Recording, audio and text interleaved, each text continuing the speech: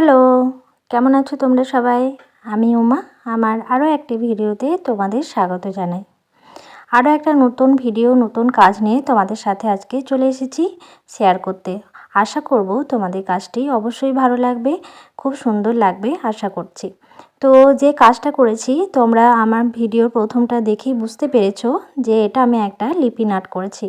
তো এই লিপিন আর্টটা আমি কিভাবে করলাম সেটাই তোমাদের পুরো প্রসেসটা আমি এখানে দেখাবো। তো লিপিন আর্ট আমি আগে তোমাদের সাথে শেয়ার করেছি, যেটা আমি বাড়িতেই ক্লে বানিয়ে মানে ওয়ালপুট্টি কোণ করে আমি সাধারণত করেছি।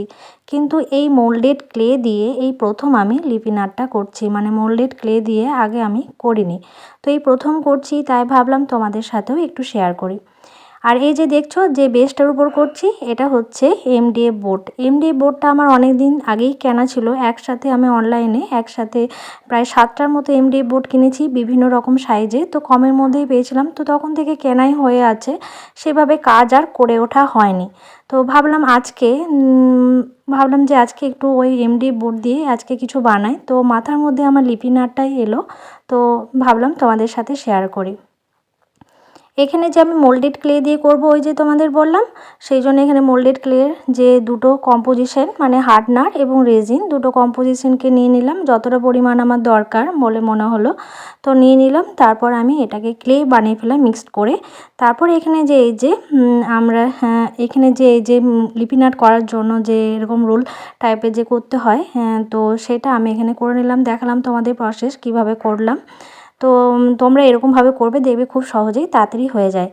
এরপর আমি আঠা দিয়ে এই ডিজাইনটা করে নিয়েছি। তো ডিজাইনটার উপর আঠা দিয়ে দিয়ে আমি এই ক্লেগুলোকে লাগিয়ে নেব।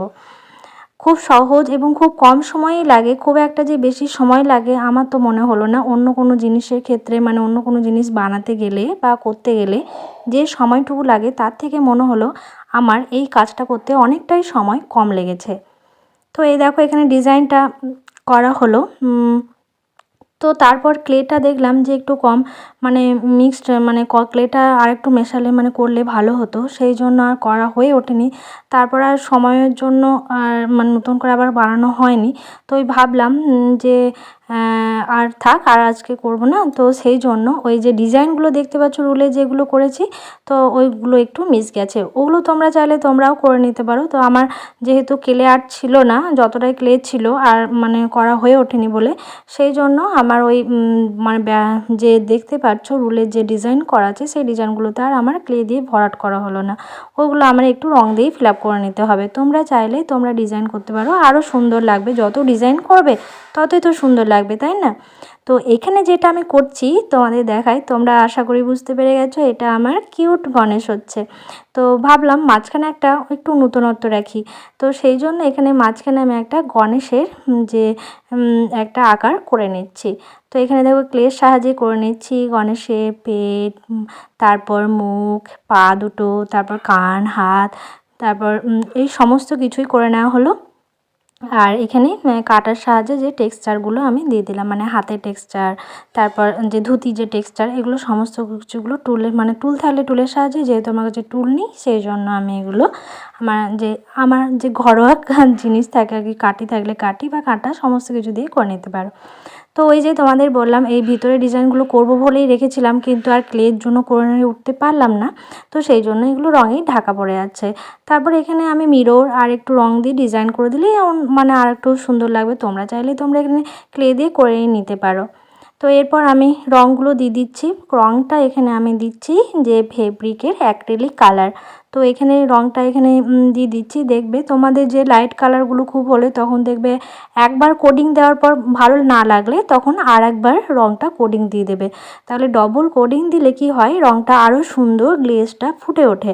আর যদি ডার্ক কোনো কালার থাকে তাহলে দেখবে আর কোডিং দেওয়ার কোনো প্রয়োজন হয় না। কিন্তু দেখবে যেরকম হলুদ রঙটা একটু লাইট কালারের মধ্যে হয় বা এরকম ধরনের কোনো যদি লাইট কালারের রঙ থাকে, তাহলে সেটা যদি তোমরা দুবার করে কোডিং দেবে তাহলে কালারটা আরও সুন্দর ফুটে ওঠে। তো এখানে দেখো আমার সমস্ত মানে 4-5টা মানে রঙগুলো দিয়ে দিলাম, আর মাঝখানে আমার গনু বাবাজিরও রঙ দিয়ে দিলাম। আর এরপর আমি এখানে তুলি দিয়ে মানে তুলির পিছন দিকটা দিয়ে এখানে আমি হলুদ রঙটা দিয়ে একটু ডিজাইন করে দিচ্ছি। যেহেতু আমার মানে ক্লে দিয়ে করা হয়নি, তাই ভাবলাম একটু ফাঁকা ফাঁকা লাগবে, তাই একটু রঙ দিয়েই ডিজাইন করে নিচ্ছি। এরপর আমি হোয়াইট রং দিয়ে মানে সাদা রং দিয়ে এখানে আমি যে ওই লিপিন আর্টে তোমরা তো জানোই লিপিন আর্টে যে এই বর্ডার পোর্শনগুলো এখানে আমি হাইলাইটেড করতে হয়, যেহেতু রঙে মানে এদিকে রং ওদিকে রং লেগে যায়, তো সেই জন্য মানে শেষে এই জিনিসটা করতে হয়। তারপর এখানে আমি দেখো যে পুরোটাই হাইলাইটেড করে দিলাম সাদা রং দিয়ে। আর এখানে আমি যে গণেশটা করেছি, গণেশটা রং করেছি, তারপর এখানে যে মেটালিক মানে গোল্ডেন মেটালিক যে কালারটা, তো ওই গোল্ডেন কালারটা দিয়ে এখানে আমি হাইলাইটেড করে দিলাম যাতে এটা দেখতে সুন্দর হয়। তো এরপর দেখো পুরো আমার রং করা কমপ্লিট হয়ে গেছে। আর লিপিন আর্টের সব থেকে তো মূল যে গুরুত্বপূর্ণ বিষয় হচ্ছে মিরর লাগানো। তো মিরর নিয়ে আমি বসে পড়েছি আর মিররটা লাগিয়েও ফেললাম। মিরর লাগানো ভিডিওটা তোমাদের সাথে শেয়ার করলাম না, তোমরা তো জানোই আঠা দিয়ে প্রত্যেকটা মিরর এভাবে ডেকোরেশন করে লাগাতে হয়। তো কেমন লাগলো ডিজাইনটা আর তোমাদের এই ভিডিওটা কেমন লাগলো অবশ্যই তোমরা কমেন্টে জানিও। আর এরকম নতুন নতুন ভিডিও পেতে হলে অবশ্যই আমার চ্যানেলে সাবস্ক্রাইব করে রেখো, আর ফেসবুক থেকে দেখলে পেজটাকে ফলো করে রেখো।